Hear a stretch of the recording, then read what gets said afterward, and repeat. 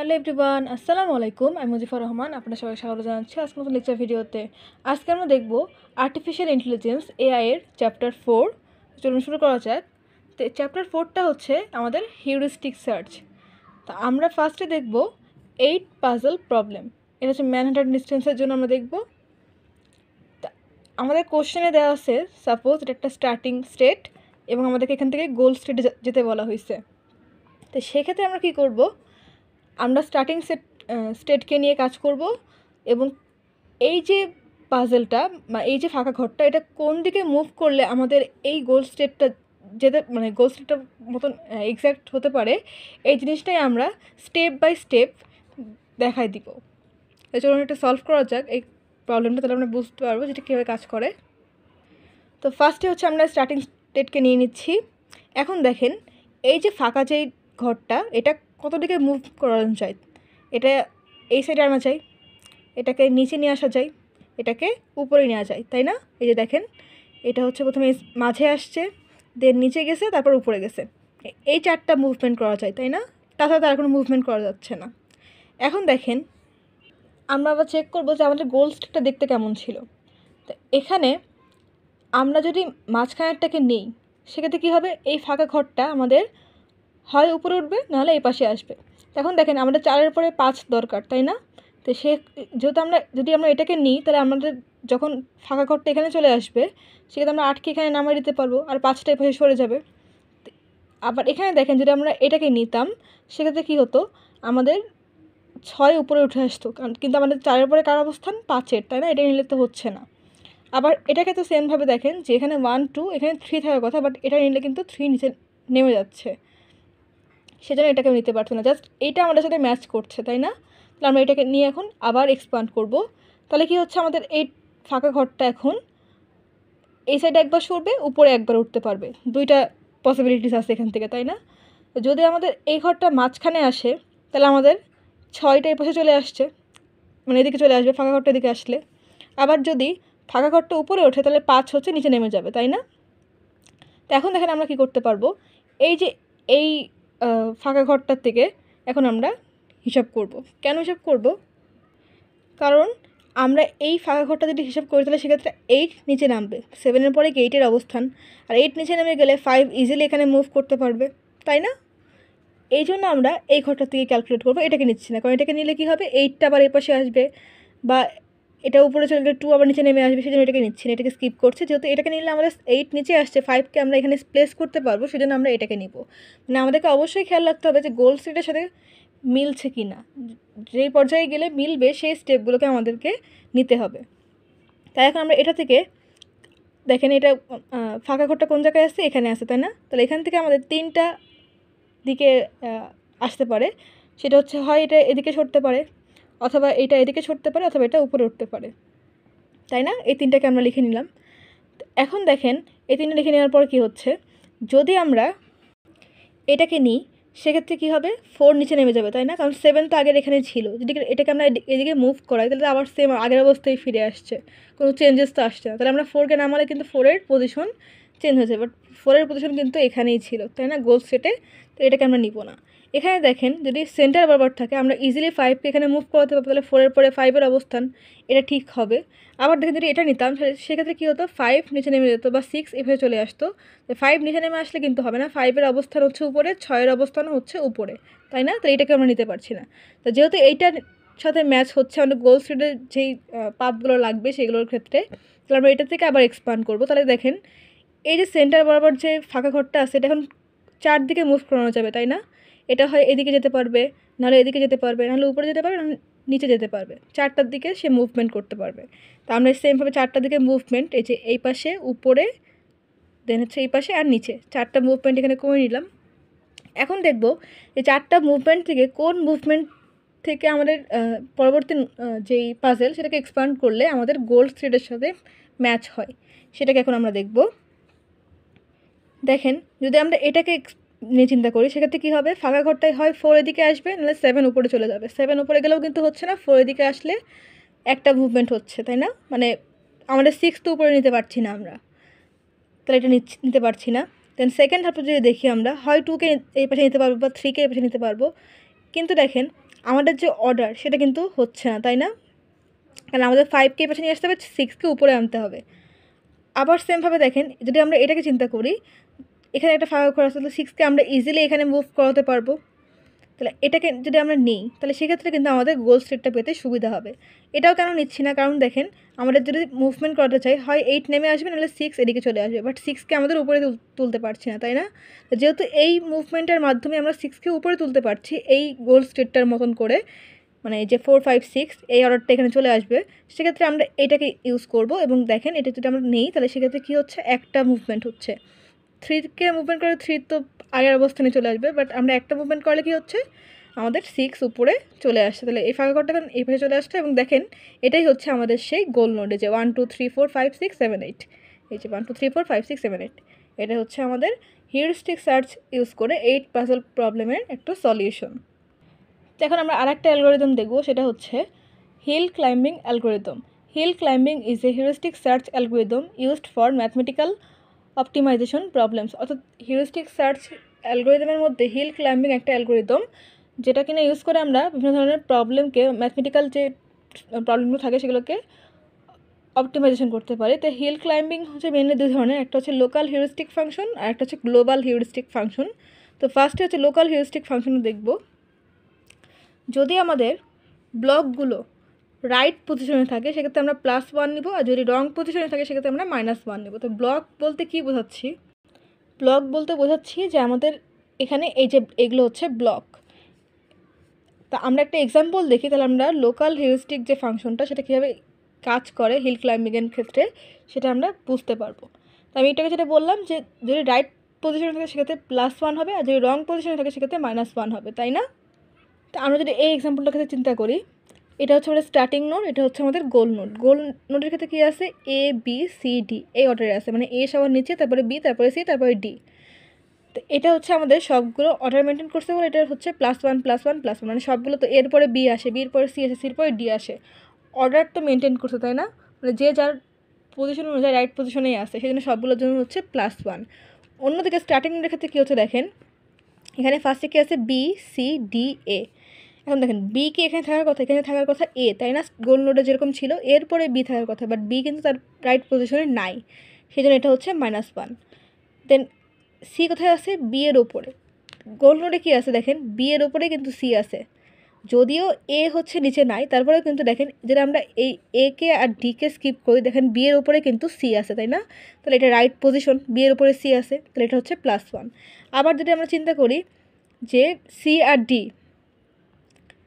ডির ক্ষেত্রে যদি আমরা দেখি যে সি আর ডি তার রাইট পজিশনে আছে, মানে সির উপরেই ডি আছে, তাহলে এটা হচ্ছে +1। আর এ থাকার কথা সবার নিচে, বাট এ কিন্তু সবার উপরে, এটা রাইট পজিশনে নাই, তো এটা হচ্ছে -1।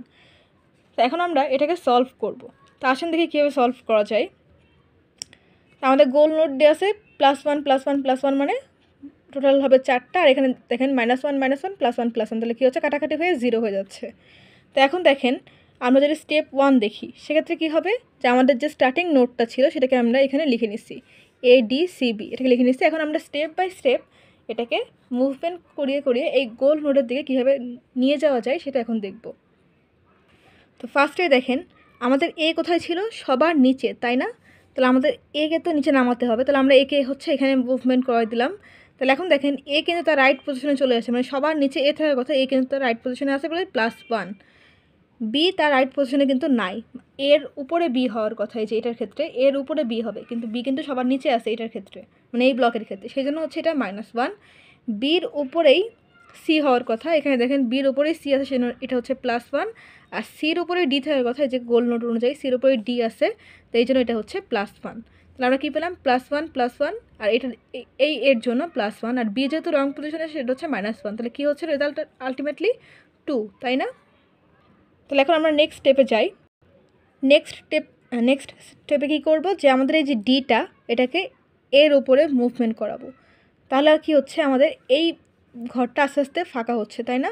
দেখেন আমরা সির থেকে ডিতে কিন্তু নিয়ে আসলাম, মানে সির উপর থেকে ডিকে এখানে এর উপরে নিয়ে আসলাম, তাহলে কি হচ্ছে দেখেন, এই যে বির উপরে সি থাকার কথা, বি এর উপরে সি আছে, সেজন্য হচ্ছে +1।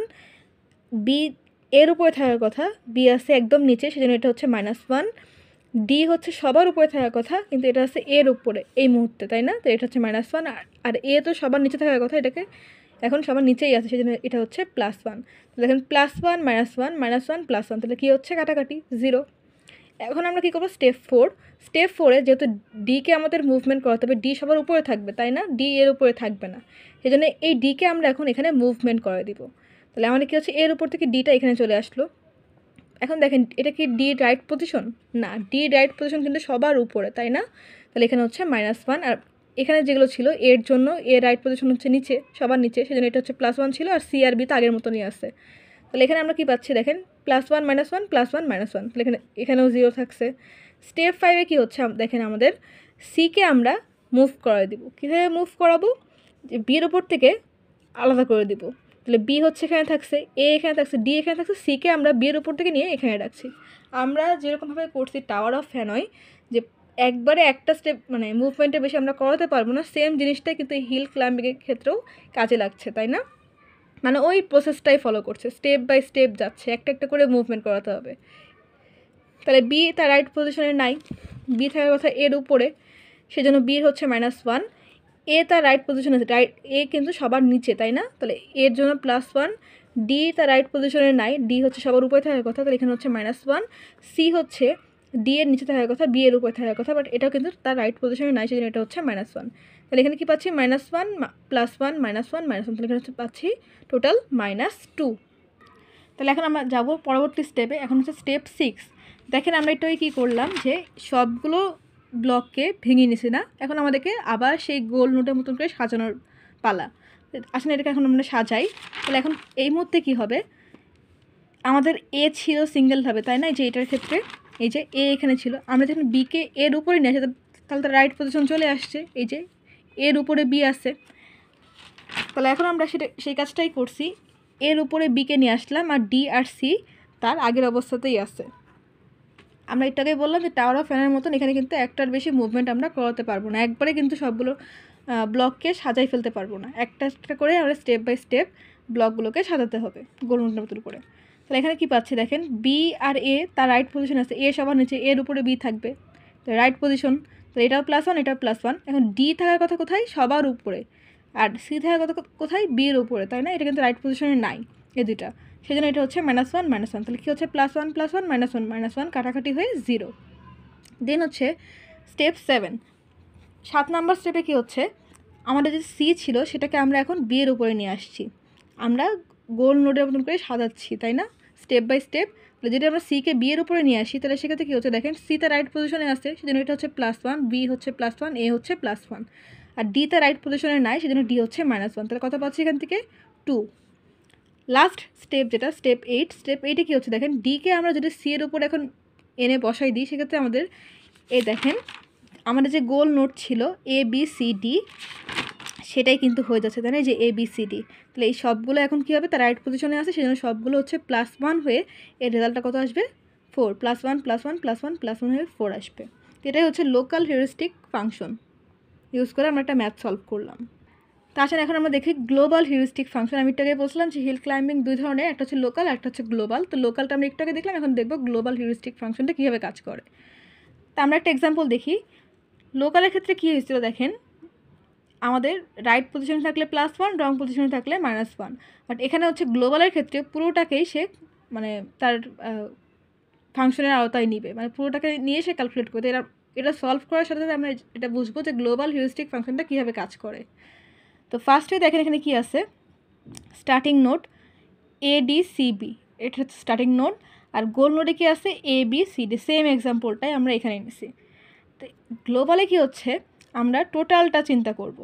ফার্স্টে হচ্ছে 0, দেন হচ্ছে যদি গ্লোবালের কথা চিন্তা করি, গোলের কথা চিন্তা করি, গোল নোড ফার্স্টটা হচ্ছে 0, বি এর জন্য হচ্ছে 1, সি হচ্ছে 2, ডি হচ্ছে 3, মানে তার পজিশনগুলো।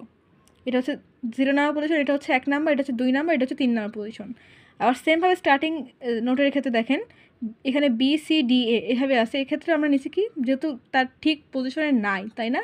তো এই জন্য এটাকে আমরা মাইনাস আকারে নিচ্ছি, এখানে 0, তারপর হচ্ছে -1 -2 -3, এটা হচ্ছে আমাদের স্টার্টিং নোট। স্টার্টিং নোটে আমাদের টোটাল কত ছিল তাহলে 6, এই যে 0 -1 -2 -3 করলে আসছে -6, আর গোল নোডে ছিল 0 1 2 3 করলে 6, মানে টোটাল ভ্যালুটা। তাহলে এখন আসেন আমরা এটাকে সলভ করি। স্টেপ 1-এ আমরা প্রথমেই এই যে স্টার্টিং নোডটাকে নিয়ে নিছি, এটার রেজাল্ট হচ্ছে -6 ছিল। তাহলে এখন স্টেপ 2-র কাজটা কি? স্টেপ 2-র কাজ হচ্ছে আমরা সেমভাবে যেটা করছিলাম লোকাল হিউরিস্টিক ফাংশনের ক্ষেত্রে সেম কাজটা এখানে করব, জাস্ট ওখানে +1 -1 করছি, এখানে জাস্ট আমাদের অর্ডারটাকে মেনটেন করতে হবে। তো দেখেন এ থাকার কথা সবার নিচে, তাই না? এই যে গোল নোডের ক্ষেত্রে এ সবার নিচে, তারপরে বি, তারপরে সি, তারপরে ডি। তাহলে একে আমরা এখানে মুভ করে দিলাম, তাহলে এখন এটার পজিশন কত হয়েছে? 0। তাহলে বি কি হচ্ছে আমাদের নিচে থেকে যাচ্ছে, তাই না? তাহলে বি সি ডি, তাহলে এখানে হচ্ছে 0 -1 -2, এই যে 0 -1 -2 এখানে থেকে যাচ্ছে। আর এটা এই পাশে আনার কারণে এটা এর মান যেহেতু 3 ছিল, বাট এটা যেহেতু মুভমেন্ট করে একদম সবার নিচে আছে এই মুহূর্তে, সেজন্য এটার মান এখন 0 হয়ে যাচ্ছে। তাহলে এখানে কত পাচ্ছি আমরা টোটাল যোগ করার পরে? -3। তা আসলে এখন দেখি 3 নম্বর স্টেপে কী করা হয়েছে। আমাদের সি এর উপরে, এই যে দেখেন আগের যদি স্টেপটা দেখি, সি এর উপরে ডি ছিল, তাই না? এখন ডিটাকে আমাদের মুভ করতে হবে, কারণ ডি তার রাইট পজিশনে নাই। একে সবার নিচে আনতে হবে, তাই না? তাহলে এই অর্ডারিংটা ঠিক হয়ে যেত। তাহলে সেক্ষেত্রে আমরা ডিকে এখন মুভ করাবো। ডিকে মুভ করালে কি হচ্ছে, ডি এই পাশে চলে আসছে এবং তখন তার পজিশন কী হয়ে যাচ্ছে? 0। এর পজিশনও 0, বির তো 0 ছিলই, এই যে এখানে বির পজিশন কিন্তু 0 আর সির পজিশন -1 কিন্তু আগের থেকেই ছিল, তাই না? জাস্ট ডির পজিশনটা -2 ছিল, বাট এটাকে যেহেতু এখন এখানে মুভমেন্ট করানো হয়েছে, সেজন্য এটার পজিশন এখন সবার নিচে থাকার কারণে এটা 0 হয়ে যাচ্ছে। এখন তাহলে এটা যোগ করলে আসছে -1। স্টেপ 4-এর ক্ষেত্রে কী হচ্ছে দেখেন, আমরা সিকেও এখন মুভ করে দেবো যাতে আমরা একে সবার নিচে আনতে পারি। সিকে মুভ করে দিলে কী হচ্ছে, সির যে ভ্যালুটা এটাও কিন্তু এখন এই মুহূর্তে 0 হয়ে যাচ্ছে। দেখুন সবগুলোর মান কিন্তু এখন 0, কারণ সবগুলোই একদম নিচের লেভেলে আছে সিঙ্গেল করে। তাহলে সেটার আলটিমেট রেজাল্টটাও কিন্তু 0 আসবে। স্টেপ 5-এ কী হবে, আমাদেরকে আবার রিকনস্ট্রাক্ট করতে হবে সেই ব্লকগুলোকে, তাই না? মানে গোল নোটের মধ্যে সাজিয়ে নিতে হবে। তাহলে স্টেপ 5-এর ক্ষেত্রে আমরা কি করব, এর উপরে বি থাকার কথা, তাহলে আমরা এর উপরে বিকে মুভমেন্ট করাই দেবো। তাহলে এখানে হয়ে যাচ্ছে কত? 0, আর এখানে হচ্ছে +1, আর ডি আর সি তো আগের মতো 0ই থাকছে। স্টেপ 6-এ কী করব, স্টেপ 6-এ হচ্ছে আমরা বি এর উপরে সি থাকার কথা, মানে এ বি সি, সি তো উপরে থাকার কথা, এই সিকে এখন বি এর উপরে নিয়ে আসবো। সেম কাজটা এখানে করছি। তাহলে এখন নিয়ে আসলে কী হচ্ছে, রাইট পজিশন, সেজন্য হচ্ছে 0 1, আর সির পজিশন হচ্ছে 2। এখন স্টেপ 7 হচ্ছে যদি আমরা ডিকে উপরে নিয়ে আসি, তাহলে কিন্তু আমাদের ফাইনাল যে গোল নোট ছিল সেটা কিন্তু আমরা পেয়ে যাচ্ছি, তাই না? স্টেপ 7 আমরা সেই কাজটাই করছি, ডিকে উপরে নিয়ে আসছি এবং পজিশন হচ্ছে 0 1 2 3। এখন দেখেন আমাদের যে কোশ্চেন ছিল এই যে 0 1 2 3 ABCD, এই গোল নোটটাই কিন্তু আমরা এখন এই 7 নম্বর স্টেপে এসে পেয়ে গেছি, তাই না? তাহলে এটাই হচ্ছে আমাদের ফিনিশিং এই এক্সাম্পলটার জন্য। তা আশা করি আপনারা গ্লোবাল হিউরিস্টিক ফাংশন আর লোকাল হিউরিস্টিক ফাংশনটা বুঝতে পারছেন। তারপর কারো যদি কোনো কোশ্চেন থাকে আমাকে কমেন্ট করতে পারেন। তা আসেন এখন দেখি বেস্ট ফার্স্ট সার্চ অ্যালগরিদম। তো এখানে কী কী প্রসেস ফলো করতে হবে সেটা লেখা আছে, যে create 2 empty list, open and close. Open আর ক্লোজ নামে 2টা এমটি লিস্ট করতে হবে। ইনিশিয়াল নোড থেকে সার্চিং শুরু করব এবং ওপেন লিস্টে অ্যাসেন্ডিং অর্ডারে সেগুলো রাখবো। আগে কনফিউজড হওয়ার কিছু না, যখন আমরা এক্সাম্পল দেখবো তখন এটা আমাদের বুঝতে ইজি হবে। আপাতত যাতে একটা ধারণা দিচ্ছি এটা কীভাবে কাজ করে। দেন থার্ড পয়েন্টে কী লেখা আছে, নিচের স্টেপগুলো ততক্ষণ পর্যন্ত স্টার্টিং নোড থেকে গোল নোডে না পৌঁছায় এবং ততক্ষণ ওপেন লিস্ট ফাঁকা না হয়, ফাঁকা না হয়। তারপরে পরবর্তী স্টেপগুলো হচ্ছে একটা বেস্ট নোড সিলেক্ট করতে হবে, ওপেন লিস্ট থেকে ক্লোজ লিস্টের দিকে মুভ করাতে হবে, প্যারেন্ট নোডের ইনফরমেশনও ক্যাপচার করব। যদি এন গোল নোড হয় তাহলে এক্সিস্টিং লুপ ট্রু, ব্যাকট্র্যাক করলে সলিউশন পাথ পেয়ে যাব। আর যদি এন গোল নোডটা ট্রু না হয় বা গোল নোড না হয়, এন যে এটা সেটা যে গোল নোড না হয়, সেক্ষেত্রে এন নোডকে এক্সপান্ড করে ইমিডিয়েট নেক্সট নোডকে এন নোডের সাথে লিঙ্ক করে দিব এবং সবগুলো নোড ওপেন লিস্টে অ্যাড করব। এটা আপনি জানি আপনাদের সবার মধ্যে এখন কনফিউশন কাজ করে যে এটা কী হলো। তাছাড়া একটা এক্সাম্পল দেখে তাহলে আমাদের এই বেস্ট ফার্স্ট সার্চ এটাকে বুঝতে ইজি হবে। তো দেখেন এখানে একটা এক্সাম্পল দেওয়া আছে, এস থেকে নোট কে যাচ্ছে এ বি সি, বির থেকে আবার ডি আর এইচ, এইচ থেকে হচ্ছে এফ জি, আর জি এর থেকে হচ্ছে ই। এখানে তাদের নাম্বারিং করা আছে। তো এখন আমরা এই ওপেন আর ক্লোজ নামের 2টা এমটি লিস্ট করব ফার্স্ট অফ অল। তো এটা হচ্ছে আমাদের অ্যান্সার। আমরা স্টেপ বাই স্টেপ এটা দেখার চেষ্টা করি। যেমনটা ধরেন এখানে হয়েছে। স্টেপ 1-এ কী করছি আমরা, দুইটা ফাঁকা সেট নিয়েছি ওপেন আর ক্লোজ নামে। তো এখানে হচ্ছে আমরা নোড রাখবো, এখানে হচ্ছে হিউরিস্টিক নোড রাখবো, এবং ক্লোজের ক্ষেত্রেও সেমভাবে নোড রাখবো আর এখানে প্যারেন্ট নোড রাখবো। তো এটা কীভাবে কাজ করে চলুন এখন দেখি। তো দেখেন আমাদের কোশ্চেনে কী আছে, এস থেকে প্রথমে শুরু হচ্ছে, তাই না? তাহলে এসকে আমরা এখন এই ফার্স্ট স্টেপে ইনক্লুড করব।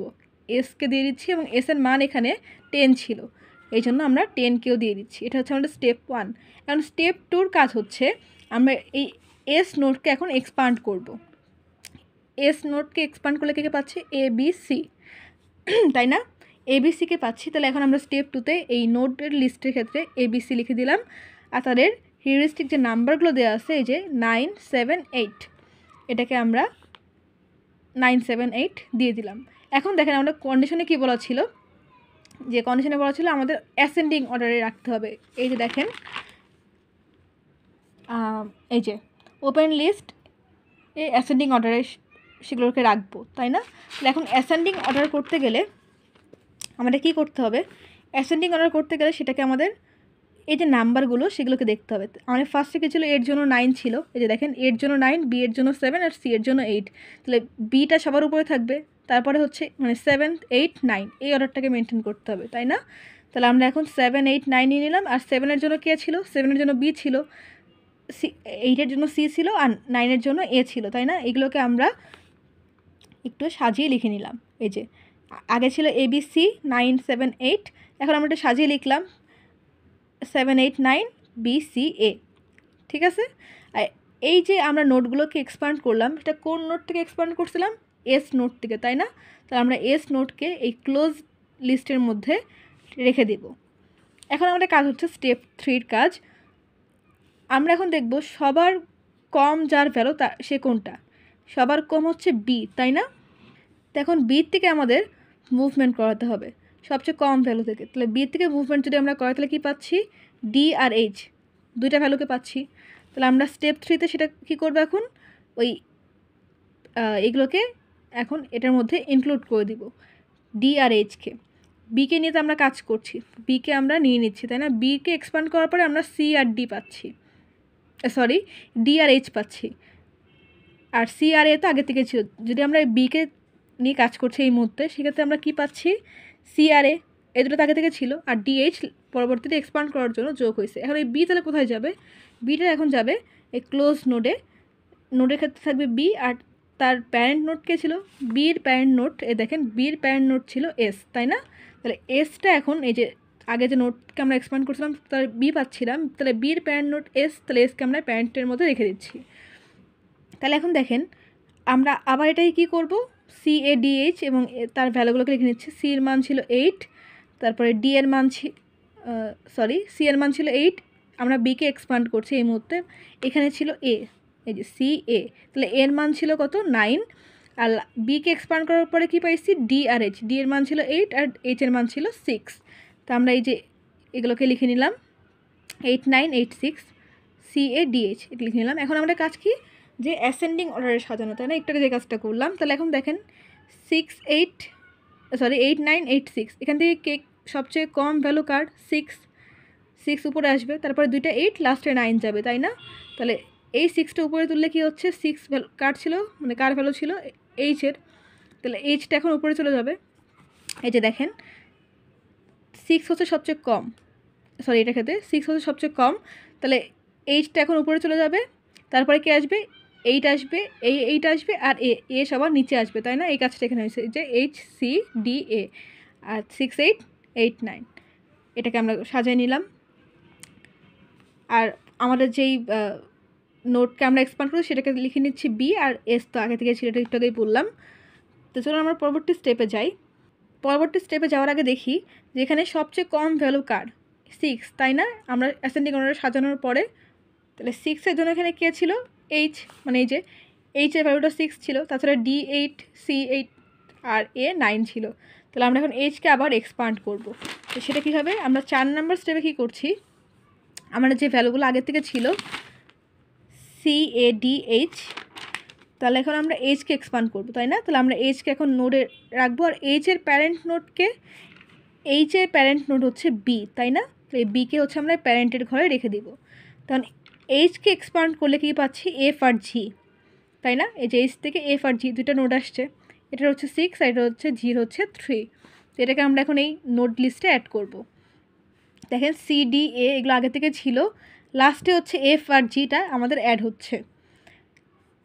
এবং সেই সাথে আমরা এই যে আমাদের নোটগুলো ছিল, সি এর জন্য ছিল 8, ডি এর জন্য 8, এর জন্য 9 ছিল, এফ এর জন্য 6 আর জি এর জন্য 3, এগুলোকে লিখে নিচ্ছি। আমাদের এরপরে পরবর্তী কাজ কি, এই নোটগুলোকে অ্যাসেন্ডিং অর্ডারে সাজানো।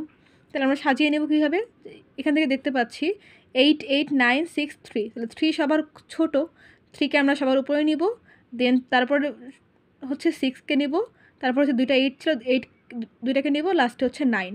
এবং সে অনুযায়ী 3 হচ্ছে জির জন্য, 6 হচ্ছে এফ এর জন্য, 8 হচ্ছে সি, 8 হচ্ছে ডি আর 9 হচ্ছে এর জন্য।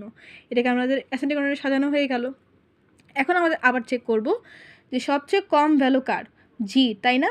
এই যে জির জন্য 3 ছিল, এখন আমরা জিকে নিয়ে আবার এক্সপান্ড করব। দেখেন জিকে নিয়ে যদি আমরা এক্সপান্ড করি তাহলে কী পাচ্ছি, ই এর মান কত, 0। তাহলে আমরা এই জিকে এখন যদি এক্সপান্ড করছি সেই জন্য এটাকে আমরা ক্লোজ লিস্টের ক্ষেত্রে জিকে নিচ্ছি, এবং জি এর জন্য প্যারেন্ট নোড কে ছিল, জি এর প্যারেন্ট নোড ছিল এইচ, তাই না? তো এইচকে আমরা নিয়ে নিচ্ছি আমাদের প্যারেন্ট নোড হিসেবে। এখন দেখেন কি হচ্ছে, তাহলে আমাদের কী কী থাকছে, এফ সি ডি এ ই কোথা থেকে আসলো, এই যে জিকে এক্সপান্ড করার পরে ই আসলো।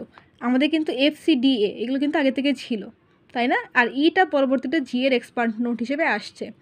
এখন আমরা আবার এই ভ্যালুগুলোকে চেক করব।